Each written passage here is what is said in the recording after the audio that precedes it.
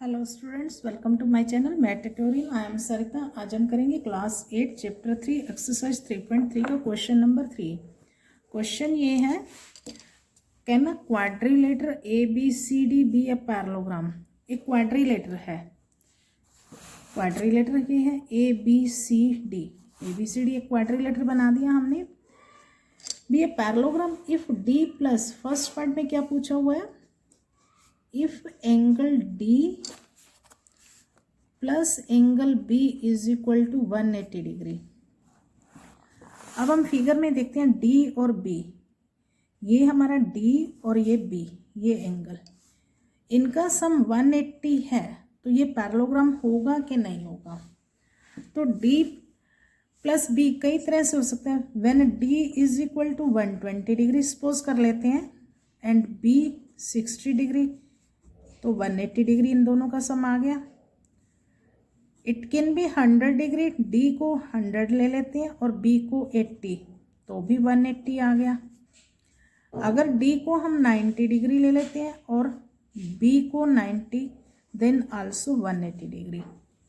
तो 180 डिग्री दोनों का सम, डी और बी का सम 180 तो आ रहा है। तो ये पैरेललोग्राम हो सकता है कि नहीं हो सकता। पैरेललोग्राम के लिए हमें कंडीशन पता है कि इनके अपोजिट एंगल इक्वल होते हैं।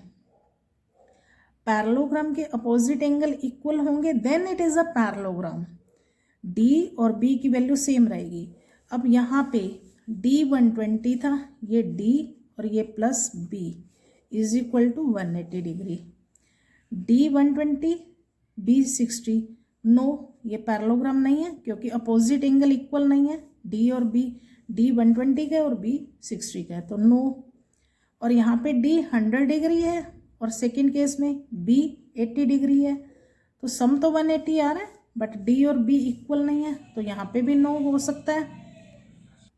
और थर्ड केस है व्हेन डी 90 एंड बी 90, सम भी 180 आ रहा है और दोनों डी और बी की वैल्यू इक्वल भी आ रही है। तो इसमें ये है कि ये हो भी सकता है, नहीं भी हो सकता।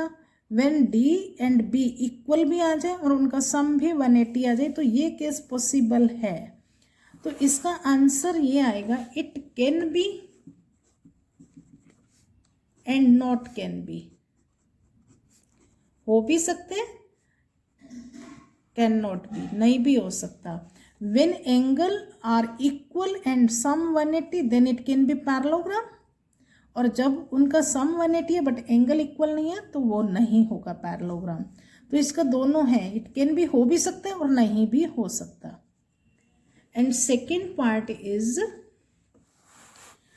अब इसी क्वेश्चन यही का यही है, can a quadrilateral A B C D be a parallelogram if A B is equal to D C, A B is equal to D C, ये दोनों मेजरमेंट सेम है, 8 सेंटीमीटर और ये भी 8 centimetre. And A D is equal to 4, A D 4 centimetre and B C 4.4।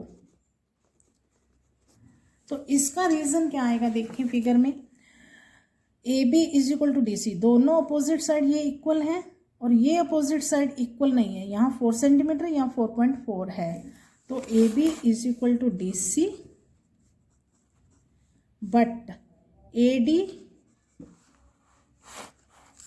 Not equal to B C, A D और B C equal नहीं है।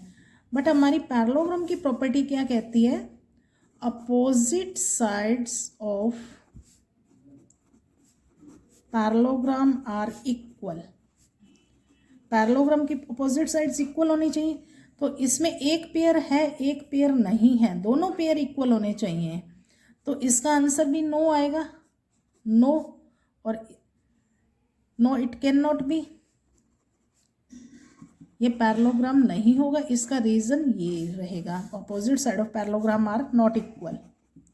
Opposite sides of parallelogram are not equal, equal नहीं है, इसलिए ये parallelogram नहीं है। Parallelogram की प्रॉपर्टीज़ के बारे में मैंने एक वीडियो डाला हुआ है, उसका लिंक मैं डिस्क्रिप्शन में दे दूंगी, तो वहाँ से देख लेना। पैरेललोग्राम की प्रॉपर्टी से ये सारा क्वेश्चन हो जाएगा। And third part is angle A is equal to 70 degree and C is equal to 65 degree. अब इसमें ए को 70 डिग्री रख दिया और सी को 65 डिग्री। तो यहाँ पे भी हमारी पैरेललोग्राम की प्रॉपर्टी सेटिस्फाइड नहीं हो रही। पैरेललोग्राम की प्रॉपर्टी क्या कहती है? Opposite angle of parallelogram are equal. Opposite angle कौन सा? ए का अपोजिट सी, बी का opposite D. When A is equal to C then it is a parallelogram. Third में क्या आ जाएगा? एंगल ए इक्वल टू कितना है? 70 degree and C is equal to 65 degree. तो नो, इसका अपोजिट एंगल इक्वल नहीं आए हमारे, तो no it is not a parallelogram. ये पैरेललोग्राम नहीं है। Reason, opposite angle of parallelogram are not equal. Opposite angle of parallelogram are not equal, तो ये एक पैरेललोग्राम नहीं बनेगा।